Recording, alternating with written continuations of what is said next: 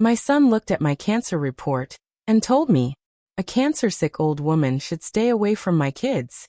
Then he moved me and my husband into a tiny back room like we were a problem he wanted to hide. I'm telling you this story today because sometimes the people who break your heart the most are the ones you raised with your own hands. My name is Margaret Thompson. I'm 72 years old. And for most of my life, I believed family was everything. But the day my son read my medical report, I realized something painful. To him, I wasn't his mother anymore. I was just a burden. Before I continue, if you're listening to my story right now, please take a second to subscribe to this channel and stay with me until the end. Stories like mine need to be heard, because sometimes life teaches lessons in ways we never expect. Now let me tell you what really happened. The doctor's office smelled like antiseptic and cold air conditioning. I remember gripping the armrests of the chair while the oncologist looked down at my test results. "Mrs. Thompson," he said gently, "you have stage 2 cancer. But we caught it early. With treatment, your chances are very good." The word cancer echoed in my ears like thunder. I was terrified, of course, but strangely calm too. I wasn't ready to die. I still had my husband Henry, the quiet man who had loved me for 47 years. I still had my grandchildren who ran into my arms every Sunday shouting, "Grandma." So when we left the hospital that day, Henry squeezed my hand and whispered, "We'll fight this together, Maggie. We always do." I believed him. What I didn't know was that the real battle wasn't the disease. It was my own son. My son David had insisted on seeing the medical report. At first, I thought he was just worried about me. After all, he was my only child. I raised him, fed him, worked 2 jobs when his father's construction business struggled. I thought he loved me. But the moment he finished reading the report, his face changed. He didn't look sad. He looked annoyed. "Cancer?" he muttered, tossing the papers onto the kitchen counter. "You're seriously sick?" I nodded slowly. But instead of comforting me, David took a step back like I was contagious. "You shouldn't be around the kids," he said. The words felt like a slap. "What?" I whispered. "My kids are young," he said sharply. "Their immune systems are weak. I'm not risking them getting sick because you're, a cancer patient." For a moment I couldn't even speak. I had baked birthday cakes for those children. I had babysat them every weekend. And now suddenly, I was dangerous? Henry tried to reason with him. "Son," he said quietly, "cancer isn't contagious." But David waved him off like an irritating fly. "I don't care. It's still unhealthy. And honestly, the kids get scared seeing sick people." Sick people. That's what I was now. Not mom. Not grandma. Just a sick old woman. The next morning things got worse. Much worse. I woke up to the sound of furniture moving in the hallway. David and his wife Karen were dragging boxes down the corridor. "What's going on?" Henry asked. Karen didn't even look at us. "We're rearranging the house," she said coldly. Then David walked in holding 2 suitcases. "You and Dad will stay in the small guest room from now on," he said. I blinked in confusion. "The guest room?" I said. "But that's the storage room." "Exactly," he replied. "You'll have privacy there." Privacy. The room was barely big enough for 1 bed. No windows. No propia ventilación. Just a narrow space behind the garage. And before I could protest, David picked up my clothes and started carrying them out of my bedroom, like he was cleaning out junk. That night, Henry and I sat silently on the tiny bed in that cramped room. The walls felt like they were closing in. For the first time in my life, I felt unwanted in my own child's house. Henry wrapped his arm around my shoulders and whispered softly, "Don't worry, Maggie. We'll find a way." But as I lay awake staring at the dark ceiling, I realized something. My son had already decided what I was worth. A sick old woman. A problem. Someone to hide. What David didn't know was that the woman he had pushed into that tiny room would soon teach him the most painful lesson of his life. And it all started the night my husband quietly told me a secret about our money and our future. But what he said next completely changed everything. My son pushed us into a tiny room because he thought I was a dying burden. But that night my husband leaned closer, and whispered something that changed everything. That first night in the storage room felt suffocating. The space smelled like old cardboard boxes and dust. There was barely enough room for the narrow bed they had shoved against the wall. Henry and I sat there quietly, listening to the sounds of the house. Laughter from the living room. The television playing. My grandchildren running across the hallway. Life was going on normally. Just without us. I kept staring at my hands. These were the same hands that had held my son when he was born. The same hands that had cooked his meals, packed his school lunches, and wiped his tears when he fell off his bicycle. And now, those same hands were apparently too sick to hold my grandchildren. Tears rolled silently down my cheeks. Henry noticed immediately. He had always been a quiet man, but he understood me better than anyone in the world. He gently wiped my tears with his thumb. "Don't cry, Maggie," he whispered. But my voice trembled when I answered. "I never thought our own son would treat us like this." Henry didn't respond right away. Instead, he stared at the door for a long moment, making sure it was closed. Then he leaned closer and lowered his voice. "Maggie, there's something I haven't told David." I looked at him, confused. "What do you mean?" Henry sighed slowly, like a man who had been carrying a secret for many years. "You know my old construction company," he said quietly. "Of course," I replied. "You sold it years ago when you retired." Henry nodded.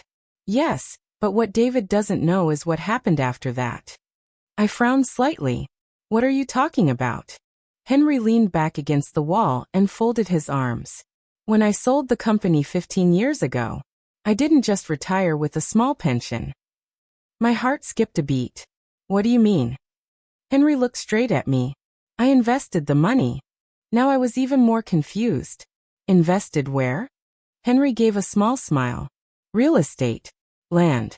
Some tech companies my friend recommended. I never told anyone because I didn't want David to start treating me differently." My mind started spinning. "How much are we talking about?"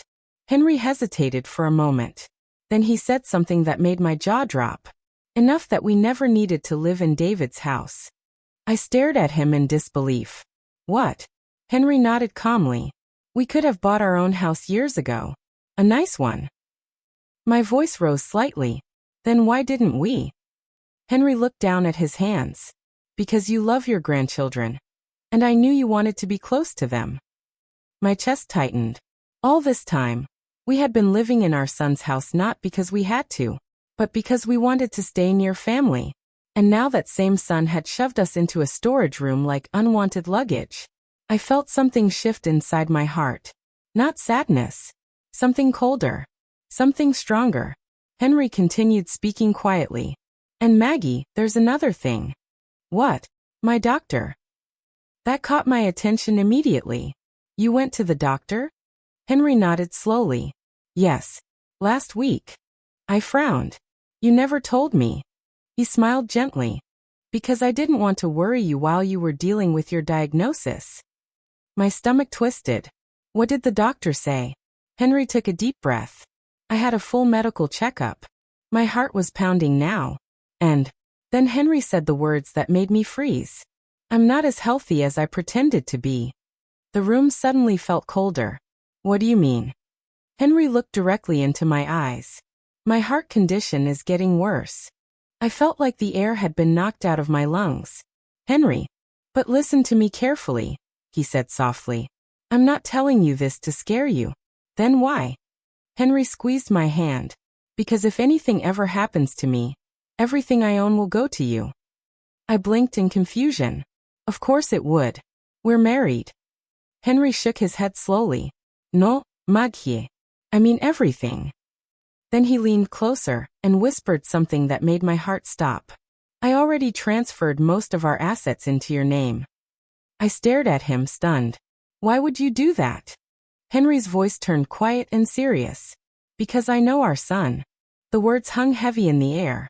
"He's been waiting for me to die for years," Henry said calmly. I felt a chill run through my body. "That's not true," I said weakly. Henry looked at me with sad eyes. "Maggie, think about it." And suddenly memories started flashing through my mind. David asking about our savings. David asking about the house. David always bringing up inheritance in casual conversations. Henry squeezed my hand again. So if anything happens to me, he won't get control of the money. My throat tightened. What will happen instead? Henry smiled gently. You will decide what happens to everything. For a moment we sat there in silence. Then I looked around the tiny storage room again. The boxes. The narrow bed. The place our son thought we deserved. And for the first time since hearing the word cancer, I felt something rising inside me. Strength. Because suddenly I realized something very important. David thought he had power over us. But the truth was, he had absolutely no idea what was coming. And 3 weeks later, when my medical test results came back again, my son's entire world was about to collapse. My son looked at me sitting quietly in that tiny room and said something that broke my heart forever. 3 weeks passed after I was moved into that cramped little storage room behind the garage. 3 long weeks. Every morning Henry and I woke up early so we wouldn't disturb the house. That's what Karen called it. We ate breakfast alone in our room. Sometimes just toast and tea. Because whenever I stepped into the kitchen, Karen's smile disappeared. And David would sigh loudly like my presence annoyed him. Imagine living in a house where you raised your own child. And suddenly feeling like a stranger. That's exactly how it felt. But the worst part wasn't the cold looks. It was the distance from my grandchildren. Before my diagnosis, those kids ran into my arms every day after school. Grandma, Grandma. But now David had given them strict instructions. Grandma is sick. Don't go near her too much. So instead of hugs, they just waved from across the hallway. And every time that happened, my chest ached. One afternoon I gathered the courage to sit in the living room while the kids were doing their homework. I missed them terribly. I simply wanted to watch them for a few minutes. That's all. My granddaughter Lily looked up and smiled. Y grandma. Her little brother Jake waved his pencil. Grandma, look. I drew a dinosaur. My heart melted. I opened my arms instinctively. Come show me, sweetheart. But before Jake could even stand up, David's voice exploded from the kitchen. Jake, sit down. The boy froze immediately. David walked into the room with an angry expression. What are you doing here? He asked me. His tone wasn't concerned. It was irritated. I just wanted to spend a little time with them, I said softly. David crossed his arms. Mom, we already talked about this. I'm not contagious, I said quietly. But David rolled his eyes. Yeah, well, the kids don't understand that. Lily looked confused. Dad, Grandma isn't scary. But Karen walked in behind him and gently pulled Lily's chair away from me. Sweetheart, go finish your homework in the kitchen. The 2 kids slowly gathered their books. Jake looked back at me with sad eyes. Bye, Grandma. And just like that, they were gone again. The living room suddenly felt empty. David sighed dramatically. Mom, why do you keep making this difficult? I stared at him. Difficult? Yes, he said impatiently. You're sick. You should be resting in your room. Your room. That tiny storage room. Something inside me cracked. I'm still your mother, I whispered. But David shrugged. And I'm responsible for my kids. The words felt like knives. Then he said something even worse. You're just not useful around here anymore. For a moment the entire world went silent. Not useful. After everything I had done for him. After every sacrifice. Every sleepless night. Every dollar I spent on his education. This was what I had become. Useless. I didn't respond. I simply stood up slowly and walked back toward the tiny room behind the garage. Henry was sitting on the bed reading an old newspaper when I entered. He looked up immediately. Maggie? What happened? I sat beside him quietly. For a few seconds I couldn't speak. Then the tears came. Henry pulled me into his arms without asking questions. He just held me. And for a long time, we sat there in silence. Finally I whispered the words that broke his heart too. Henry, our son called me useless. Henry's jaw tightened. His gentle face suddenly looked older. More tired. But also more serious. He took a deep breath. Maggie, listen carefully. I wiped my tears. What? Henry looked straight into my eyes. There's something you need to start preparing for. My stomach tightened. Preparing for what? Henry paused for a moment. Then he said something that made my heart skip a beat. I don't think I have as much time left as the doctors first thought. The words felt like ice running through my veins. What are you saying? Henry squeezed my hand. I'm saying, we need to make sure David never controls what we built. My breathing became uneven. What do you mean? Henry's voice dropped lower. I've already spoken to a lawyer. My eyes widened. You what? Henry nodded slowly. Yes, and what I signed last week will change everything after I'm gone. My heart started pounding, because suddenly I realized something terrifying. Henry had been preparing for something, long before my cancer diagnosis, and whatever he had done with that lawyer was about to completely shock our son. My husband looked at me in that tiny room and calmly told me he had already spoken to a lawyer. When Henry said those words, my heart started beating so loudly I could hear it in my ears. A lawyer? I repeated. Henry nodded slowly and folded the newspaper beside him. Yes. The small room suddenly felt even tighter. The dim yellow light hanging from the ceiling cast long shadows across the walls. Why didn't you tell me before? I asked. Henry looked at me with the same gentle eyes I had known for almost 5 decades. Because I didn't want you worrying while you were dealing with your diagnosis. I stared at him, trying to process everything. Henry, what exactly did you do? He leaned back against the wall and took a slow breath before answering. You remember the property we bought years ago? The lake land outside town. Of course I remembered. Back then it was just empty land. Henry had bought it cheaply when his construction company was doing well. Yeah, I said. But we never did anything with it. Henry smiled faintly. That's what everyone thinks. I frowned. What do you mean? Henry's voice dropped slightly, like he was revealing a secret he had kept for a very long time. About 10 years ago, that area started developing. A large highway was built nearby, and several businesses moved into the region. I felt my stomach tighten. So, Henry looked directly at me. That land is worth a lot now, Maggie. How much? I asked. Henry paused for a moment. Then he said something that made my breath catch. Several $1 million. For a few seconds, I just stared at him. Several million? Henry nodded calmly. And that's only one of the properties. My head started spinning. One of them. Henry gave a small sigh. When I sold my construction company, I quietly invested in different properties across the state. Small houses, land plots, commercial lots. I covered my mouth in disbelief. You never told anyone?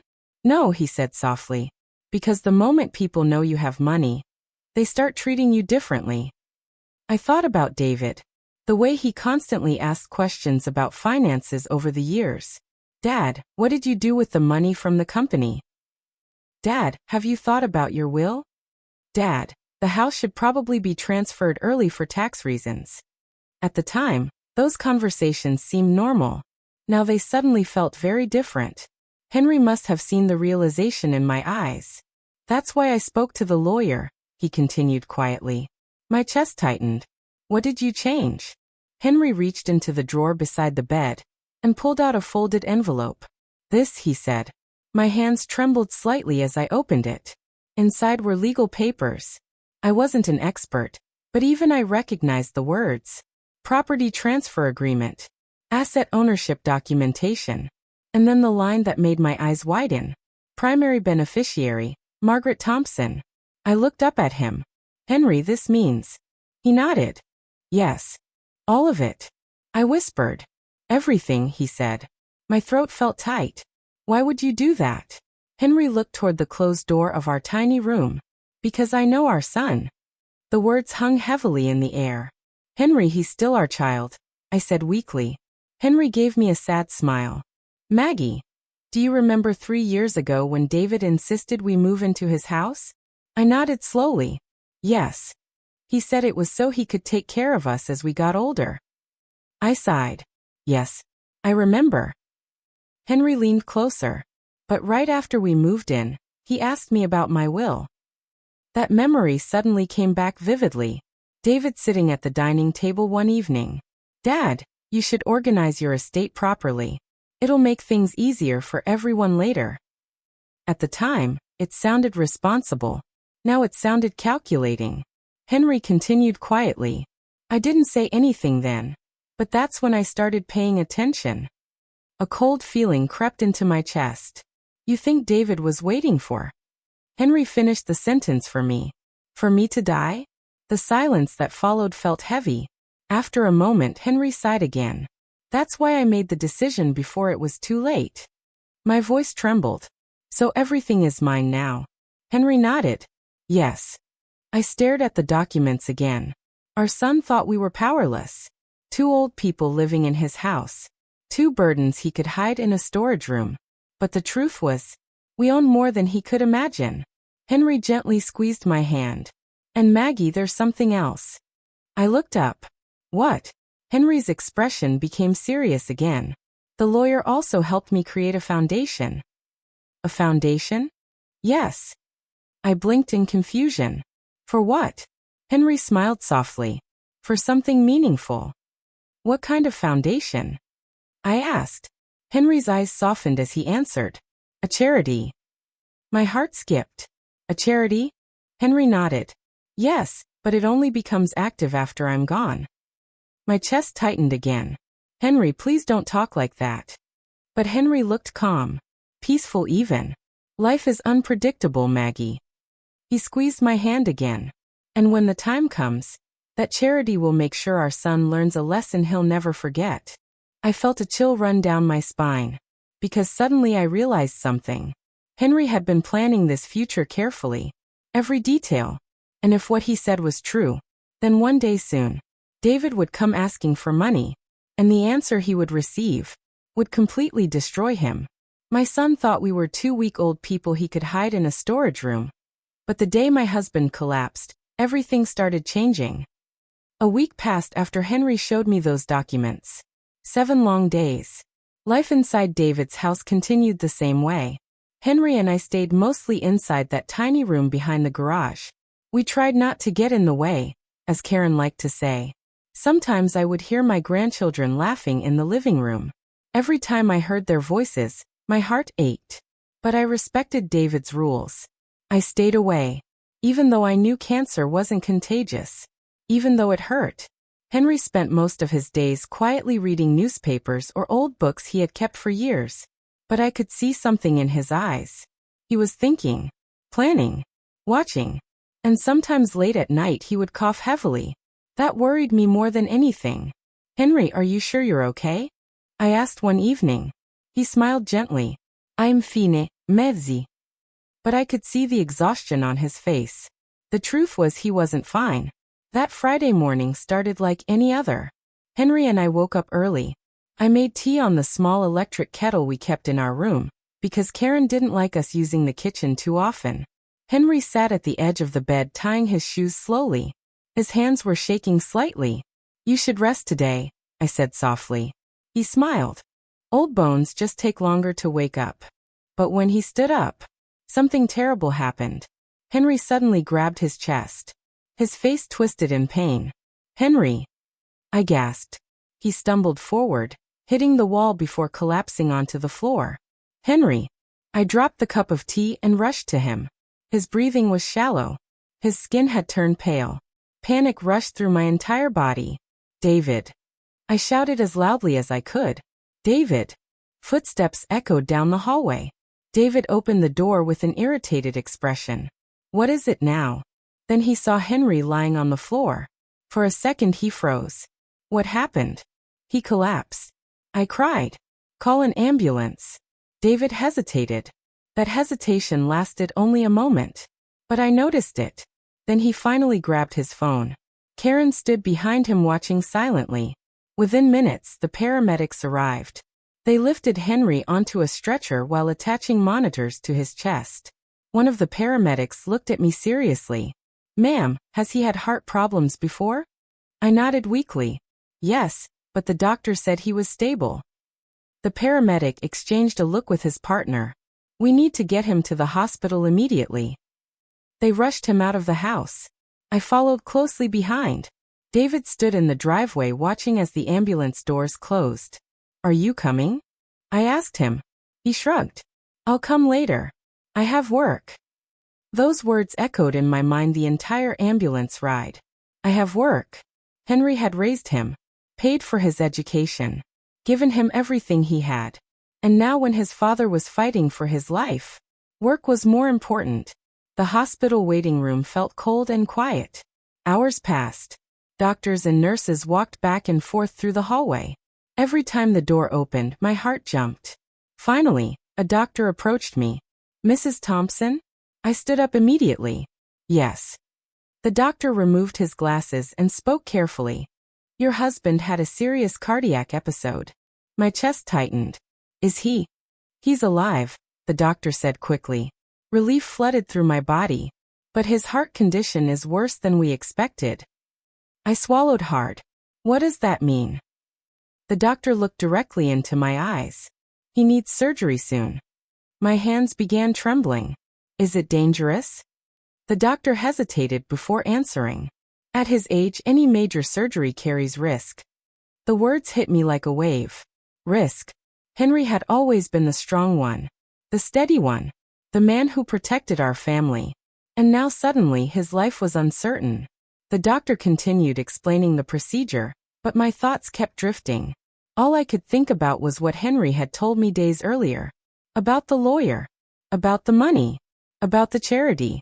About everything being transferred to my name. And then a terrifying thought crossed my mind. What if Henry had known something like this could happen? David finally arrived at the hospital 3 hours later. He walked into the waiting room looking annoyed. "So what did the doctor say?" he asked. "He needs heart surgery," I said quietly. David sighed. "That sounds expensive." For a moment I thought I had heard him wrong. Expensive? He nodded. "Well, yeah. Surgery like that costs a lot." I stared at him in disbelief. "This is your father we're talking about." David rubbed his forehead. "Mom, calm down. I'm just being realistic." Realistic. That word made my stomach twist. Then David said something that made my blood run cold. "Does Dad even have insurance that covers this?" I realized something in that moment. David wasn't worried about Henry's life. He was worried about money. But what he didn't know was that Henry had already prepared for this moment. And when the hospital lawyer walked into the room 30 minutes later, the conversation we were about to have would completely change everything. My son thought my husband was weak, but he had no idea that Henry had already prepared something that would change everything. When the hospital lawyer walked into the waiting room, David immediately stood up. He looked nervous. "Are you here about the surgery costs?" David asked quickly. The man adjusted his glasses and looked at both of us. "Actually, I'm here because Mr. Henry Thompson asked me to meet with his wife." David frowned. "Why?" The lawyer turned to me politely. "Mrs. Thompson, your husband signed several legal documents last week. He asked me to make sure you fully understood them in case of an emergency." My heart skipped. Henry had really planned everything. David crossed his arms. "What documents?" The lawyer opened a thin leather folder. Inside were several papers. He pointed to the first one. "This document transfers all of Mr. Henry Thompson's personal assets and property into your name, Mrs. Thompson." For a moment the world went quiet. "All of it?" I whispered. "Yes," the lawyer replied calmly. "His house, savings, investments, and land. Everything now legally belongs to you." David's eyes widened. "What?" he shouted. The lawyer looked at him calmly. "This was done legally and voluntarily by your father." David turned toward me. "Mom, what is this?" But I was just as shocked as he was. Henry had never told me the full details. I knew he had spoken to the lawyer, but I never expected something this big. My hands trembled slightly. Why would he do that? I asked softly. The lawyer closed the folder slowly. "Your husband said he wanted to make sure you were protected." Protected? That word hit deep inside my chest. Henry knew. He knew how David had been treating us. He knew we were living in that tiny room. He knew everything. David suddenly spoke again, his voice sharper now. "So if something happens to Dad, everything goes to Mom?" Yes, the lawyer said. David's jaw tightened. That doesn't make sense. The lawyer looked at him calmly. It makes perfect legal sense. David rubbed the back of his neck. But I'm his son. The lawyer gave a small, polite smile. And Mrs. Thompson is his wife. David didn't say anything after that. But I could see the anger building behind his eyes. An hour later the doctor came back with good news. Henry had survived the night. He was awake, but weak. When I walked into his hospital room, my heart almost broke seeing him like that. Machines beeped quietly beside his bed. His skin looked pale. But when he saw me, he smiled. My Maggie, he whispered softly. I rushed to his side and held his hand. You scared me, I said with tears in my eyes. Henry squeezed my hand gently. I'm not leaving you that easily. I sat beside him for a moment before asking the question that had been on my mind. Henry, why didn't you tell me what you did with the lawyer? He looked at me carefully. I wanted to surprise you. Surprise-me, I asked. He nodded slowly. Maggie, I've watched how our son treats you. My throat tightened. And I couldn't allow you to be helpless if something happened to me. Tears filled my eyes. You did all that for me? Henry smiled softly. You gave me 50 years of love. The least I could do was give you security. I leaned forward and kissed his forehead gently. But Henry wasn't finished. There's something else, he said quietly. What? Henry looked toward the door to make sure no one was listening. Then he whispered something that made my heart pound. The charity foundation is already prepared. My eyes widened. What charity? The one in my name, he said softly. If I don't survive the surgery, you'll activate it. I stared at him. What will it do? Henry smiled faintly. It will help elderly people who were abandoned by their families. Tears rolled down my cheeks. You've been planning this for a long time, haven't you? Henry nodded slowly. People like us deserve dignity. I squeezed his hand tightly. I promise. I'll do exactly what you want. But outside the hospital room, David was standing in the hallway. And unfortunately for him, he had just heard the word foundation. And in his mind, that word sounded exactly like something he didn't want. Because David was already imagining a future where he inherited everything. And the idea of that money going to charity instead was something he absolutely could not accept. And the decision he would make next would prove exactly the kind of son he truly was. My son thought he was being quiet in the hospital hallway. But a mother always knows when her child is listening. That afternoon, Henry finally fell asleep after the doctors gave him medication. I gently placed the blanket over his chest and stepped out of the hospital room so he could rest. The hallway was quiet. But as soon as I walked out, I saw David standing near the window. He quickly straightened his posture when he saw me. How is Dad? He asked. He's stable for now, I said softly. David nodded, but his eyes looked different. Colder. Like he was thinking about something else. We sat down in the waiting area. For a moment neither of us spoke. Then David cleared his throat. Though, I heard something earlier. I looked at him. What do you mean? He leaned forward slightly. That lawyer guy mentioned some kind of foundation. My heart skipped. Oh, that. David's voice became sharper. Mom, what exactly is Dad planning? I took a slow breath. Your father wants to help elderly people who were abandoned by their families. David's eyebrows pulled together. That doesn't answer my question. I looked at him calmly. What question? He stared directly at me. What happens to the money? There it was. The real question. The one he truly cared about. I answered honestly. Your father transferred everything to me. David blinked. What? The house, the land, the savings, I said quietly. All of it is now in my name. For a moment David didn't move. Then his face slowly darkened. That doesn't make sense, he muttered. It was his decision, I said gently. David suddenly stood up. So what? Now everything belongs to you. I nodded slowly. Yes. He began pacing back and forth in front of me. That's ridiculous. I stayed silent. Then David stopped walking and looked directly at me. Mom, you're sick. The word hit me like a slap. Sick. You have cancer, he said bluntly. Let's be realistic here. Realistic. That word again. David continued speaking like he was discussing a business deal. What if something happens to you too? I stared at my own son. The boy I once held in my arms. The child I stayed awake for when he had fevers. The young man his father worked 2 jobs to support. And now he was calculating our deaths like numbers on a spreadsheet. What are you trying to say, David? I asked quietly. He lowered his voice. I'm saying the property should be transferred to me now. For a moment I thought I had misunderstood him. Now, he nodded. It's just logical. Logical. I almost laughed. But instead, I simply asked one question. David, do you remember what you said to me when my cancer report came? He looked slightly uncomfortable. I don't remember exactly. I remembered every word. You told me to stay away from your children. David shifted his weight. Well, yeah, that was different. You said a sick old woman shouldn't be near your family. He rubbed his temples impatiently. Mom, this isn't about that. But for me, it was exactly about that. I stood up slowly. My husband is fighting for his life in that room. David sighed. And I'm thinking about the future. I looked directly into his eyes. No, David. You're thinking about money. He didn't deny it. Instead he said something that made my heart finally break.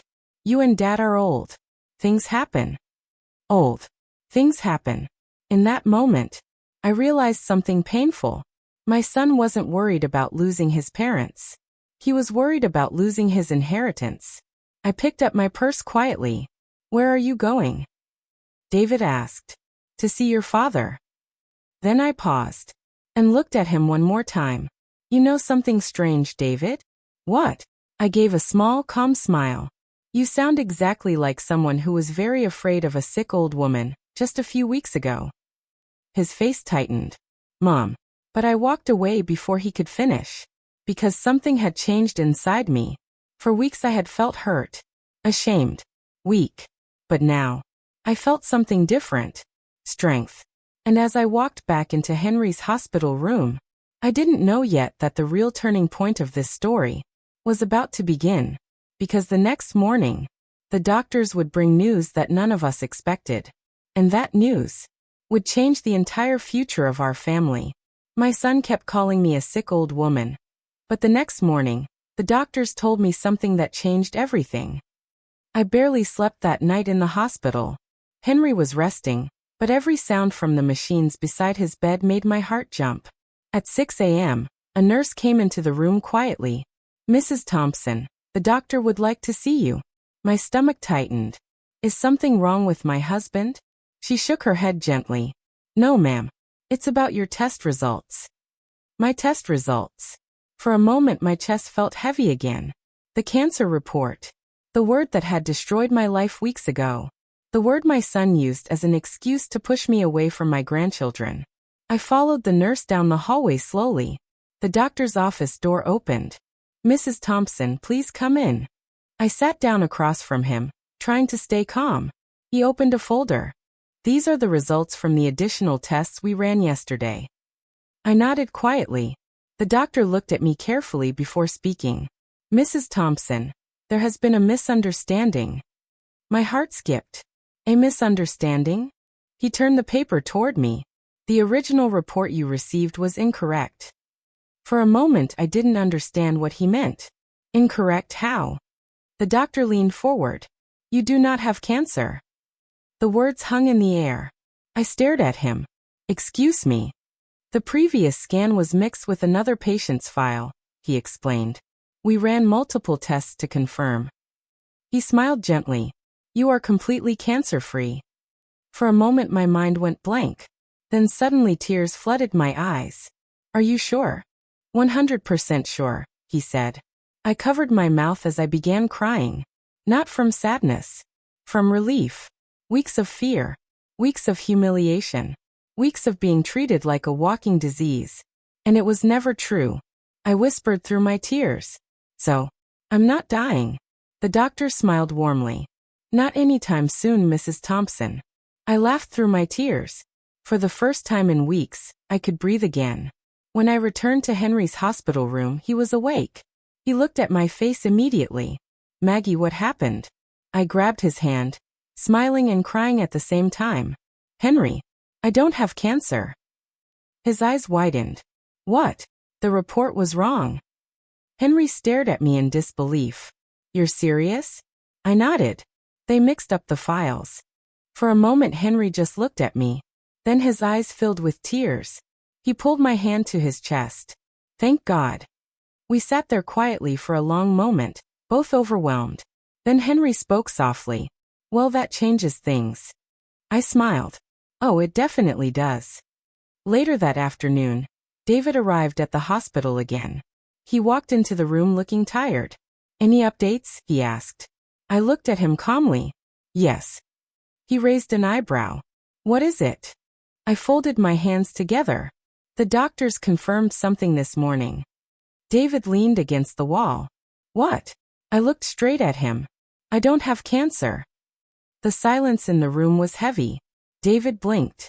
What? The report was wrong. His eyes widened slightly. You're healthy? Yes. For a moment he didn't say anything. Then something strange happened. Instead of looking relieved, he looked uncomfortable. Well, that's good, he said quickly. But his voice sounded forced. Then he asked the question that proved everything. So, about the property. Henry slowly turned his head on the pillow. David. David looked at him. Yes. Henry's voice was weak but firm. Your mother being healthy doesn't change anything. David frowned. What do you mean? Henry looked directly into his eyes. The property still belongs to her. David's jaw tightened again. But that doesn't make sense now. I almost laughed. Why not? He hesitated before answering. Well, I just thought. But he couldn't finish the sentence. Because the truth was obvious. He only wanted the property when he thought I was dying. And that was the moment I finally understood something clearly. My son had already shown me exactly who he was. And from that moment forward, I stopped feeling guilty for the decision I was about to make. Because Henry's recovery was just beginning. My life had been given back to me. And the lesson waiting for my son was going to be something he would never forget. My son once told me a sick old woman should stay away from his family. But the day he realized the property was mine, he suddenly remembered I was his mother. 2 weeks passed after that day in the hospital. Henry slowly recovered from his heart surgery. The doctors said the operation had gone better than expected. It wasn't easy, but every day he grew a little stronger. Meanwhile, something else started changing. David's behavior. Suddenly, he began visiting the hospital more often, bringing coffee, asking how we were feeling. Even Karen started sending food sometimes. At first, I didn't understand. But then I remembered something important. They knew the property was in my name. And suddenly, the sick old woman they once pushed into a tiny room was valuable again. When Henry was finally discharged from the hospital, David offered something surprising. You guys should come back to the house, he said. I looked at him carefully. The house where you told me to stay away from my grandchildren? David forced a small smile. Mom, that was just a misunderstanding. A misunderstanding. Henry squeezed my hand gently. Then he spoke calmly. We'll stay for a few days. David nodded quickly. Of course. Whatever you need. But when we arrived, I noticed something immediately. The small room behind the garage had been cleaned. New blankets. Fresh paint. Even a small television. Karen smiled awkwardly. We wanted to make it more comfortable for you. I looked around the room slowly. It was still the same tiny space. But now suddenly they cared. I simply nodded. Thank you. For a few days, everything seemed peaceful. David acted polite. Karen tried to look kind. But I could feel the tension. They were waiting for something. And one evening, it finally happened. Henry had gone to bed early because he was still weak. I was sitting in the living room when David came downstairs. Mom, he said. Can we talk? I knew exactly what this was about. I nodded. Of course. He sat across from me. For a moment he looked nervous. Then he cleared his throat. I've been thinking a lot about the future. There it was. The conversation. What about it? I asked calmly. David leaned forward. Well, Dad is getting older. I stayed silent. And you've been through a lot with the cancer scare. Cancer scare. Interesting how he called it that now. Then he finally said the real reason he came. Maybe it's time we discussed the property. I folded my hands in my lap. What about it? David took a deep breath. I think it would be smart to transfer everything to me now. The room became very quiet. I looked at my son carefully. Why? He blinked. Well, because I'm the one who will take care of everything eventually. Eventually. I remembered the day he told me to stay away from his children. The day he called me a sick old woman. The day he pushed his parents into a tiny room like unwanted guests. And now, he wanted everything. David, I said slowly. Yes. Do you remember what you told me when you thought I had cancer?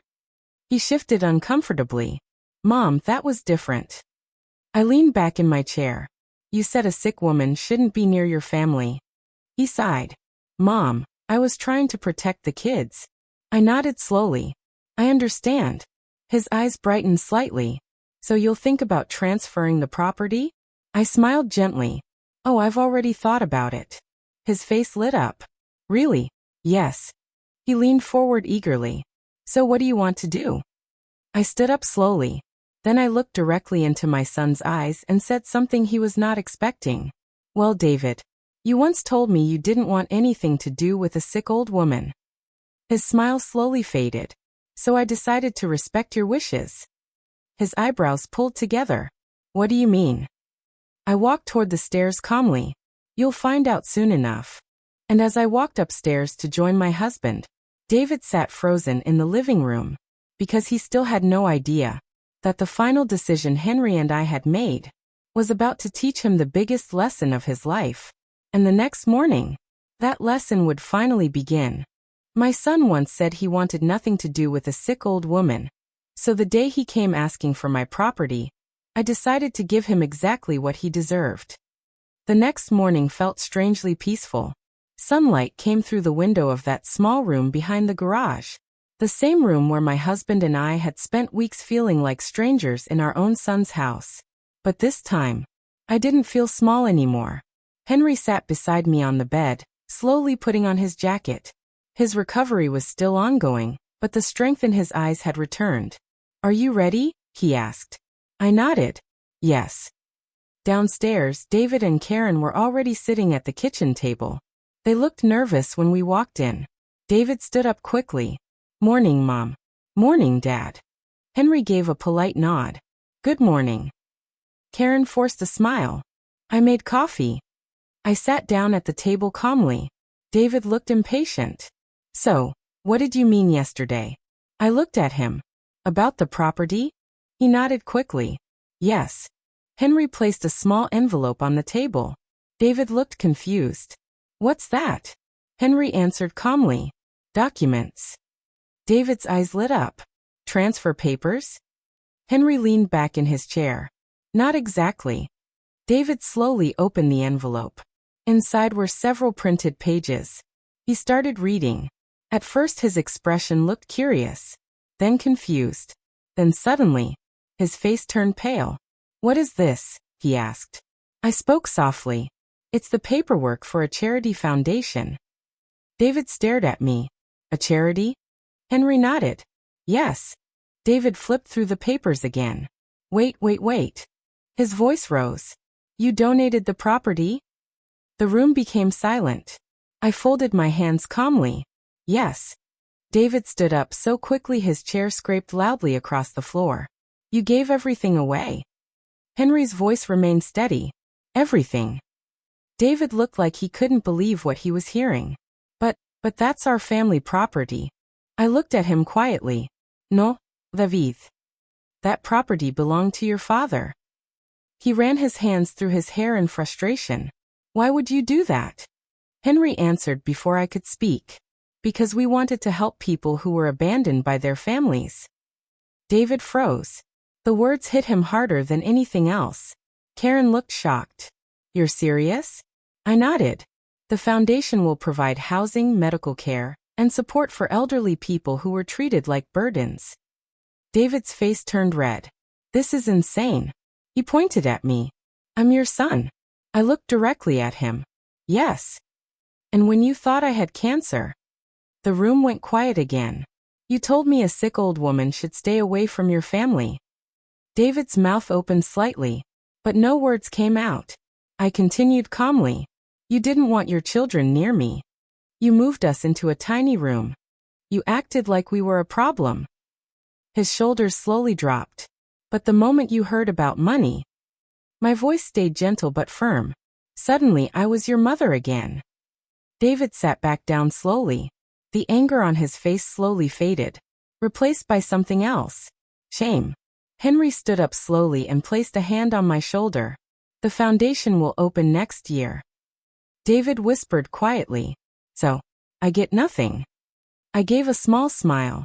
Not a single penny. Karen looked down at the table. And for the first time, my son had no arguments left. Henry and I walked toward the door. Before leaving, I turned back one last time. David. He looked up. Yes, Mom. I spoke softly. Money can build houses. But kindness builds families. Then Henry and I walked out of the house together. And for the first time in a long time, I felt free. And if this story touched your heart, don't forget to subscribe to the channel and share it with someone who believes kindness always wins.